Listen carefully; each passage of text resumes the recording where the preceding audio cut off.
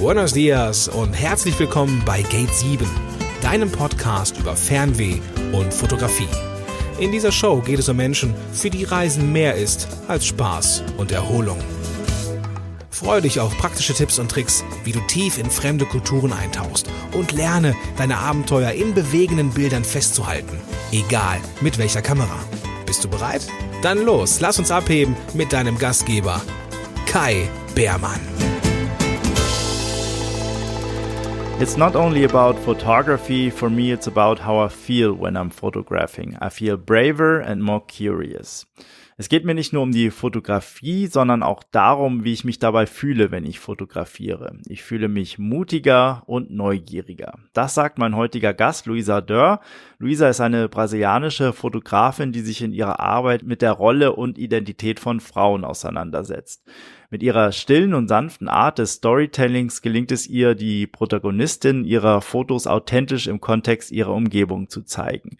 Mittels Portraits erzählt sie ihre Geschichten und erforscht die Komplexität der menschlichen Natur im Allgemeinen und der Weiblichkeit im ganz Speziellen. Für ihre Arbeit hat Luisa zahlreiche Auszeichnungen erhalten. 2019 zum Beispiel wurde ihre Serie Falleras mit dem 3. Platz bei den World Press Photo Awards in der Kategorie Portraits ausgezeichnet. Ihre Bilder werden zudem regelmäßig in renommierten Magazinen und Zeitungen wie National Geographic, GEO Time Magazine oder der New York Times abgedruckt. In diesem Interview, das ich mit Luisa im vergangenen Jahr am Rande des Festivals Legacy Baden-Foto geführt habe, sprechen wir darüber, wie ihre Fotografie ihr dabei hilft, ihre Schüchternheit zu überwinden und wie sie als Werkzeug einsetzt, um Geschichten von starken, stolzen Frauen zu erzählen. Wie die Cholitas, eine Gruppe von Frauen, die in Bolivien als Ringerinnen in den Ring steigen und so gegen Machismus und für ihren Platz in der Gesellschaft kämpfen. Das Gespräch haben wir im wunderschönen Kurpark von Baden geführt, wo Luisas Bilder großflächig ausgestellt worden sind. Open Air das Ganze, und zwischendurch wurden wir dabei von einer Biker-Hochzeit inklusive knatternder Motoren und Einmarschmusik in die Kapelle überrascht. Ein bisschen Atmosphäre ist also dabei. Luisa hat die Gelegenheit auch gleich genutzt, ein paar Bilder zu machen, aber wir haben uns dadurch nicht aus der Ruhe bringen lassen und dann anschließend weitergemacht. Ich hoffe, du hast Spaß an diesem Gespräch. Es ist auf Englisch. Alle Links zu Luisas Webseiten und Social Media Profilen findest du natürlich wie immer in den Shownotes zu dieser Episode in deiner Podcast-App. Und wenn dich das Thema Storytelling interessiert, dann würde ich dir empfehlen, auch mal bei unserem Kurs Abenteuer Reportagefotografie vorbeizuschauen, den ich gemeinsam mit Thomas Jones von den Fotologen mache. Den Link findest du ebenfalls in den Shownotes. So, und jetzt lass uns einsteigen in das Interview mit Luisa Dörr. Viel Spaß. Well, thank you very much, Luisa. It's a pleasure to be talking to you about your work here at the festival, the photo festival in Baden. You are a photographer from Brazil. Your work evolves around women, the role of women in society, South America, and also the relationship to nature, landscape. You have 2 works here exhibited, Cholitas, and then the Falleras, woman with, huge skirts. Let's start with the Cholitas. What is the idea behind this project? The first time that I saw the Cholitas was in a documentary about Freddie Mamani, I believe in architecture. My husband was doing this documentary there, and I was fascinated. So I started to, Google them and reading their stories, and the Cholitas are a marginalized group for like years, and finally things started to change in El Alto. In Bolivia, it's a really hard place to be a woman, even more if we're indigenous women. So what I learned in this project is they are much more than ring fighters. They are truly fighting for their lives, for social recognition, to put meal in the table for their kids. And also the fight allowed them to have some independence of men. So the first time that I went to El Alto, I was there to do a story from light camera. It's a cool camera with 18 lenses. So I spent about 10 days there. It was really tough. El Alto is, I think it's the highest city in the world for more or less 4,000 meters, really polluted. And it was difficult to to work with them because they don't really care about like fancy magazine. So I don't know, I had some lunch with them. I tried to build this relationship and trust, you know, and I also working with a local Aymara assistant, which was really helpful. And then Apple, I'm saying that because here you have different, like, it's the same story, but with different, like, medias behind, let's say that. And the second time that I went there, I went to do a campaign from Apple, which was really great. They called me asking if I had prior images made by an iPhone from this first trip. And I say no. And then they asked me, okay, what do you think you can do different? And I had this crazy idea about setting up a ring in the top of the mountains because these mountains are really important from them. Is where the water came from. And they love it. So we shoot this campaign. Apple paid them, which was really great, you know. And I'm saying that because it's so important to go back to places. So it will be like impossible to have this idea in the first visit, you know, in the first trip. So I'm really happy with my exhibition here. And I'm sure they're going to be as well because I'm going to send them the photos. Somehow it's a way to honor them, like have big pictures like that, just showing all the sacrifice they've been doing through. Too long. No, not at all. Not at all. It's a very good introduction into the project. To give a little bit of context, El Alto is the upper part of La Paz, the capital of Bolivia, in the Andes, very high up. And the Cholitas are they originally the ring fighters? I think this is very famous, that the women engage in this kind of wrestling style activity, or is it deeper ingrained into the indigenous tradition, this Cholita thing? So there's different types of Cholitas, not just ring fighters. It's the Cholita term, when the Spanish went to, hold on, I need to think about it, how to say this in English. But when the Spanish forced the women to dress like that for years. And it's a machist country. People are really racist against indigenous women. And they love lucha libre, wrestling, but it was something just for the men. And the public started to getting a little bit tired of it. And one day, that's the story that I heard, okay? I'm not really sure if it's really true, but one day they invited a Cholita to fight in the ring against another Cholita. And the public love it. So this is how the story started. But if you go to El Alto, you will see that the Cholitas, they are the one that built El Alto, because the men used to work in La Paz. So they build the streets, they build the houses, like they cook, they do everything. They are like such a brave women. So I learned a lot from them, even that was a short period of time. Let's describe a little bit the dresses of the Cholitas, what they are like. What is typical? It's like really colorful, voluminous. It's kind of heavy to wear that. And also the thing that they are like wearing in their feet. It's really hard to fight like that, but they need to dress like they need to use the whole thing fighting because it's part of the show, which is not really fair because one day per year, they fight against men. This just happened one day per year. And the men, they can choose their like outfits, you know, and use like comfortable shoes, but the Cholitas can't. And it's actually what happened like everywhere, you know, women with high heels. So yeah, but it's beautiful. And I love the hat. It's called a hat, this thing? Okay. Yeah.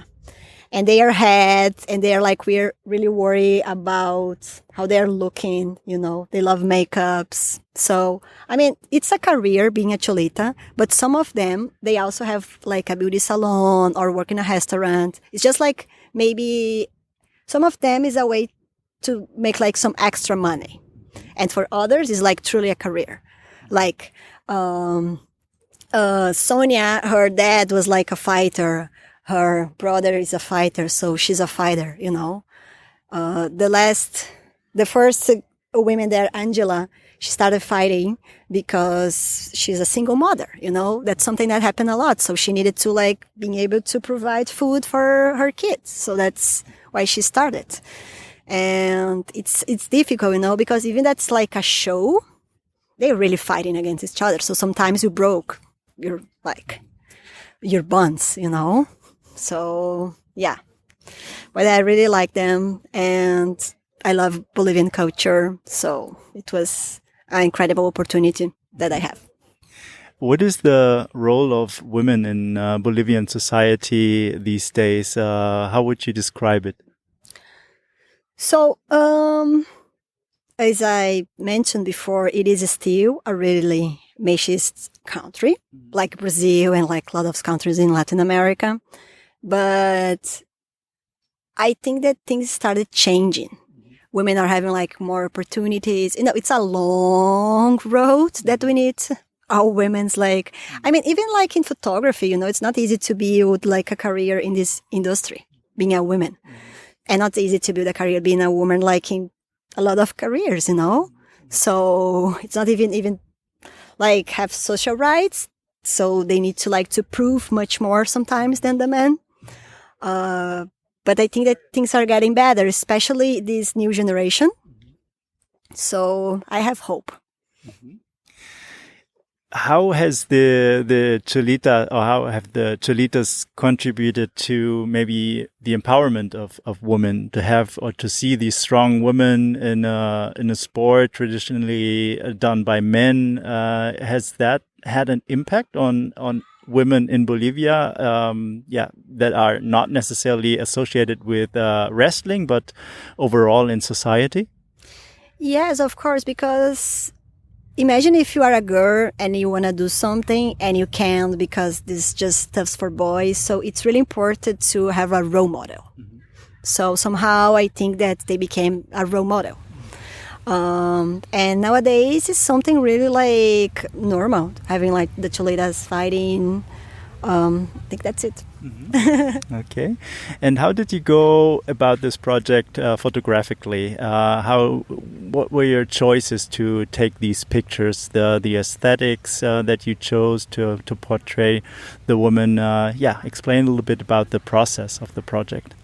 Okay, so the first time that I went to El Alto to work for Light, I spent 10 days. And since I was kind of promoting a camera, I tried to do everything possible, like portraits, landscapes, details, shooting objects, trying to tell the whole story.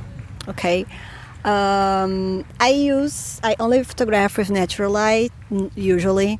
And the light there was really hard. So sometimes I was trying to find like backgrounds with some shadows, trying to have like more details in their skins.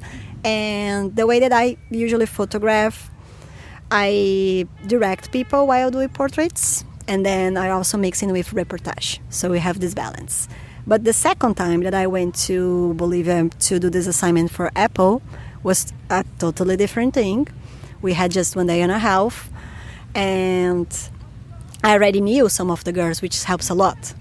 So it was really like short and insane. And I ended up also directing the movie because they were there like doing a campaign from iPhone 10. And the guy, they are lovely, but Michael didn't like speak even one word in Spanish. I kind of like, my husband is from Spain, so it's easy for me to speak. So I ended up directing a little bit. And I think it looked great in the end. I can share you the link. The Cholitas love it. It was something that they never done before, fight like up in the mountains, like in a ring, really magical place. So what I'm saying is that the second assignment for Apple was more about like movements and showing how this iPhone can like capture nice images in movement, basically. So it's different. But in the end, I think that I mix. Oh, I'm sorry. That's okay. Sorry, oh my God, what is that? It's a wedding. What? I love it. Oh no. Oh my God, I'm gonna miss it. You want to take a picture? Yes, please. Yeah. Let's go with me, or you're gonna stay there just a second. Yeah, okay? I'm gonna wait for you. I'm so sorry, but what is that? It's special. Go ahead.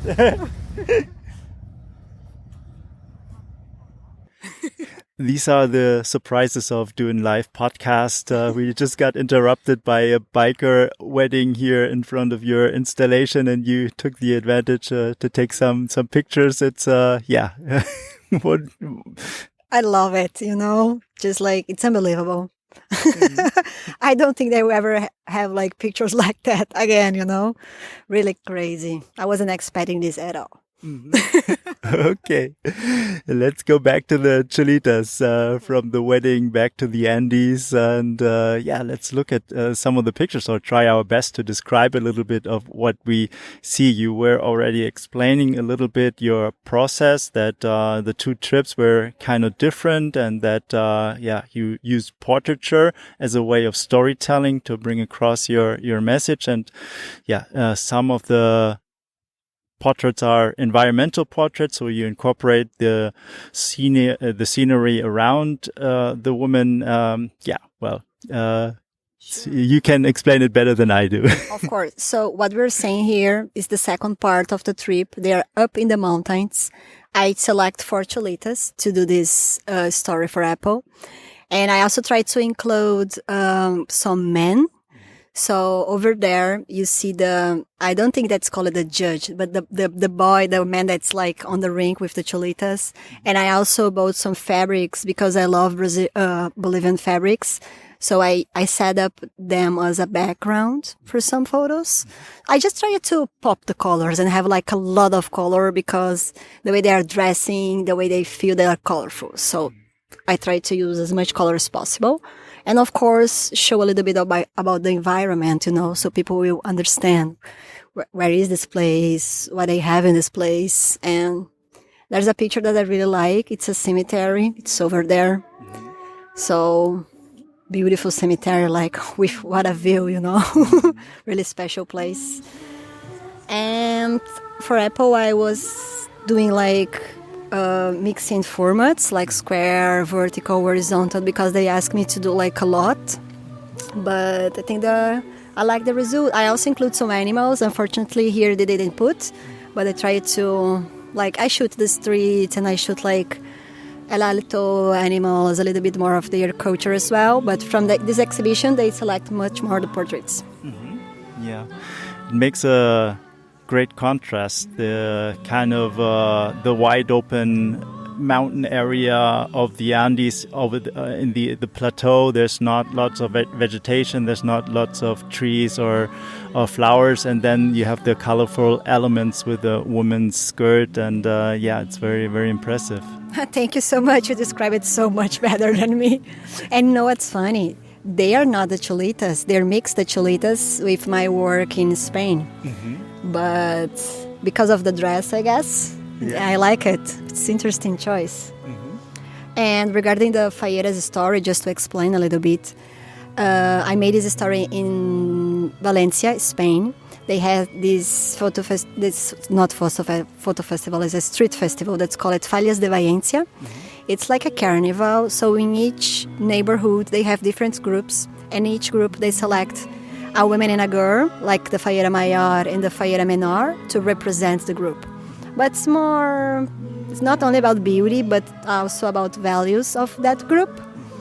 And which I try to do regarding aesthetic in this story. I was looking for old paintings and from women that used to work in the rice field of Valencia, for how I should pose them, where I should photograph them. And so this is the result. And regarding the choice of my characters, I select them by Instagram. I was going deep there and asking recommendations, and I try to show a little bit the inclusion of different falleras. They didn't put in this exhibition, but I photographed a fallera from Vietnam, from China, from Ethiopia, something that was hard to see a couple of years ago, let's say. And I did this story while I was in vacation in Spain because my husband is from there. And I was kind of boring, okay, it was amazing, but sometimes you just we need to work, we need to do stuff. So we are curious people, I think that it's not only about photography for me. It's also the way that I'll feel when I'm photographing. I just feel more brave and more curious, like everyone else, I guess. So I saw them on a newspaper, and he explained to me a little bit of their history. And then I went there before the fires, but they already have all the dresses because they need to go to a lot of presentations. And it's actually something really expensive because a dress could cost like minimum. Okay, could be a little bit less, but at 1,000 euros, which is not like for everyone. So, but it's cool because this festival, the Fallas de Valencia, they bring together the whole family, like kids, mother, fathers, grandparents. So I was really happy to do this work. Mm-hmm. Yeah, it goes a lot of work into making these dresses. There are so many details that can be seen in these dresses.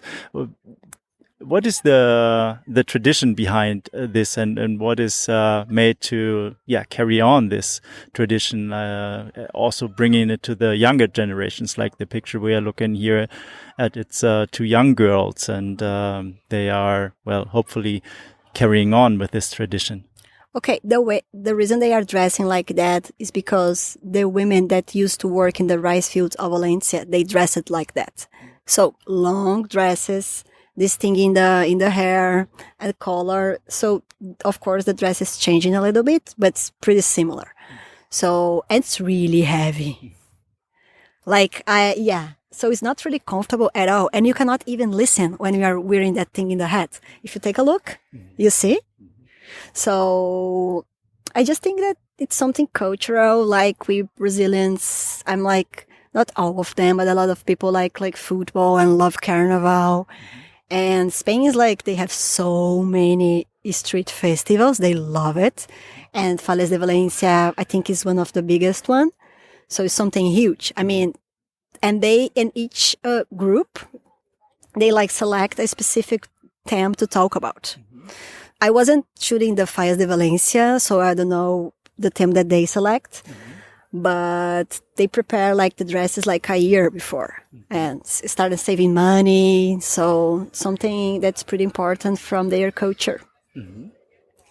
You already mentioned that when you pick up a camera, it makes you more courageous. You can explore your curiosity. And what is it, apart from that, what is it that fascinates you about photography, and what is the motivation behind the projects that you do?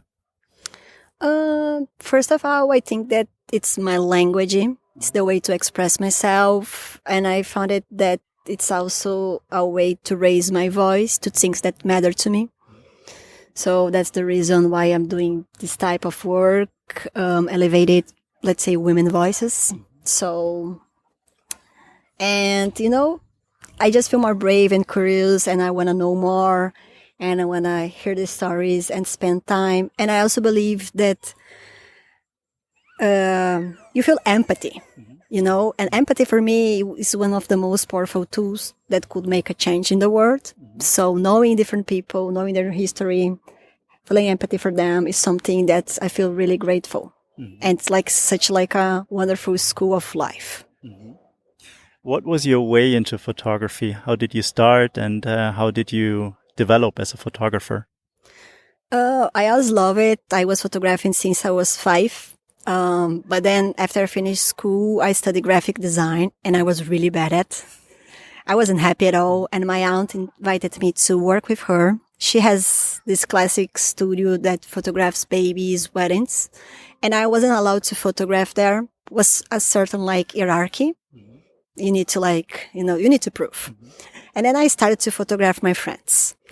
And I moved to the capital of the state. I'm from the south of Brazil. And I started studying photography there and going to photo festivals and started to finding my way, So I worked with my aunt 2 years, I guess. And then I work as an assistant in an advertising studio.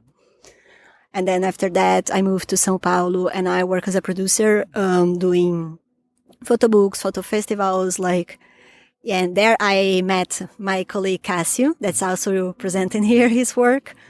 So I just think that I had different opportunities to find like my way. So I didn't start it like that. It was something totally different. So you just like build your style, things that matter to you, like with time. Time is everything. And nowadays, I'm based in the northeast of Brazil, in the forests, in the Atlantic forest. I moved there because I just want to be in the nature. I moved there with my husband and be part of the landscape, the environment. It's something that really matters to me. And became a little bit difficult to work, of course, but we cannot have everything. But I'm glad to be there, especially nowadays that we are having this pandemic and this problem that we are sharing. But I keep doing my work, So what I want to say here is also that the work that we could say helped me in my career, it was always like personal projects. So I'm saying that just to people, don't push yourself that hard, believe in you and do the things that matter to you, that you feel that's hard. Do you with your heart, with your entire being, and this work is not presented here, but I did an assignment from Time Magazine back in 2016 and 17. It's called Erforscht. I don't know if you heard about that. Mm-hmm. Yes. So I photographed 46 women, really powerful women, that they are all first in their career, all made by an iPhone. And the reason why I'm telling that is when I got this invitation, I was a no photographer. I'm not saying that I'm no photographer now, but was hard to make a living, And Kira Polak, this great editor, visionary, she invited me because of my work. I'm still the same person and the same photographer. She just gave me a chance. So we all need just an opportunity to prove that we can do the work. So just keep doing what you feel that's right for you. Mm-hmm. That's my message. What do you hope will people take away from looking at your pictures here at this exhibition and wherever they are displayed? So, as I was saying before, I hope they feel like empty and they feel the power of these women, because I prefer all the time to photograph people with dignity, even that it's like a sad story or, something like that. So I think it's the way to make a better place. So I hope they feel it like me, they are powerful. They are a marginalized group, but they're still like fighting, making their lives and getting respect. So we just need to like feel more empathy, and to try to make this place better, this world better. I think it's the only way. Mm-hmm. You mentioned at the beginning that it was not easy to get the the acceptance of the women of the Cholitas to be there, photograph them, that they weren't very keen of a photographer taking their pictures and being published in magazines or wherever. How did you go about that to convince them and to change their minds? I think that some of them, they're just like tired about us. Oh my God, another photographer. But I was working with this assistant, Aymara, and Monica. She do like social work in El Alto. So she knew some of the Cholitas, so which like helps a lot, because in the end, even that you have like a nice idea, access is really important.